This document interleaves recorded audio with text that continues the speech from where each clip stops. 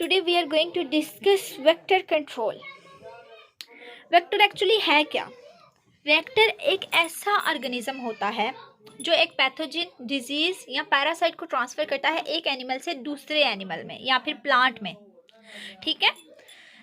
ये इंसेक्ट भी हो सकता है, ये टिक्स भी हो सकती हैं, मॉस्कीटो, सीसी फ्लाइज, लाइस, फ्लीज, ये सारे जो है ये एज ए वेक्टर काम करते हैं.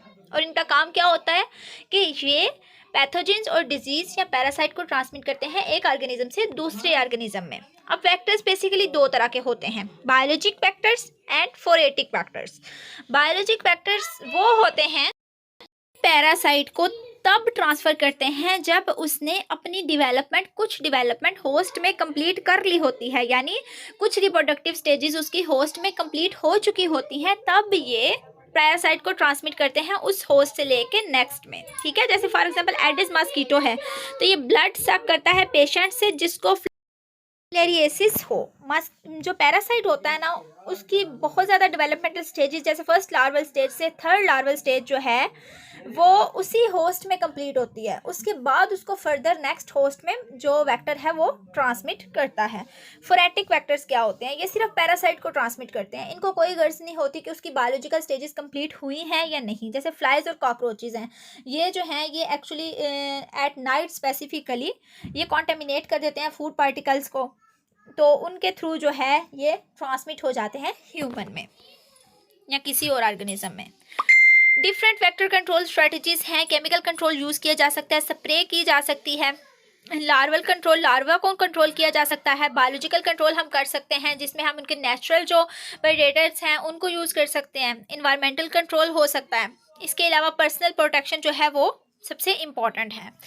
जो वेक्टर कंट्रोल प्रोग्राम है ये इंटीग्रेटेड है. इसमें बहुत ज़्यादा चीज़ें जो हैं वो एक साथ की जा सकती हैं. जैसे वेक्टर सर्विलेंस बहुत ज़्यादा इंपॉर्टेंट है, फिर डिजीज़ सर्विलेंस है, क्वालिटी कंट्रोल और रिसर्च है.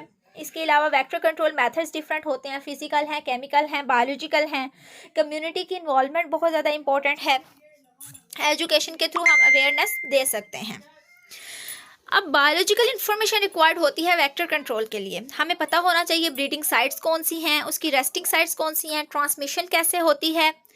इसके अलावा ब्लड सोर्सेज क्या है, उसकी फीडिंग क्या है, वो कहाँ से जो है वो फीड कर रहा है. डिस्पर्सल रेंज क्या है, वो कितने एरिया तक मूव कर सकता है, कितने एरिया तक वो अपना जो जिसको उसने ट्रांसमिट करना है पैरासाइट, पैथोजन वगैरह, उनको वो सर्च कर सकता है. पॉपुलेशन डायनामिक्स क्या है उसकी एट दैट स्टेज जब हम उसको कंट्रोल कर रहे हैं, तो ये सारी इन्फॉर्मेशन जो है रिक्वायर्ड होती है. इसके अलावा सर्विलेंस और मॉनिटरिंग भी वेक्टर्स की बहुत ज़्यादा इंपॉर्टेंट है. पॉपुलेशन डायनामिक्स हमें तब पता चलेगी जब हम रूटीनली सर्विलेंस करेंगे वेक्टर्स की. इसके अलावा वेक्टर मैपिंग की जा सकती है. मैपिंग हमें बताती है कि वेक्टर किस किस एरिया में मौजूद हैं. सर्वेज किए जा सकते हैं ताकि पता चले कि स्पेसिफिक क्वेश्चंस के सॉल्यूशंस क्या हो सकते हैं. फॉर एग्जांपल अगर हमने वेक्टर को कंट्रोल करना है तो हम सर्वे कर सकते हैं कौन सा मेथड जो है वो बेस्ट फिटेड है. इसके अलावा इंडिकेटर सेट कर सकते हैं वेक्टर की मॉनिटरिंग के लिए, और जो डाटा हम इन सारी स्ट्रेटजी से कलेक्ट करते हैं उसका एनालिसिस करके हम एक कम्प्रीहेंसिव स्ट्रेटजी वेक्टर कंट्रोल के लिए अप्लाई कर सकते हैं.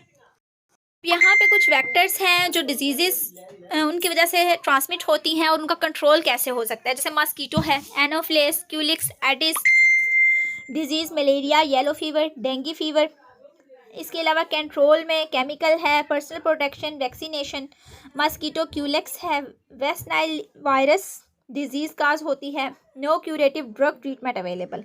इसको सिर्फ हम कंट्रोल कर सकते हैं.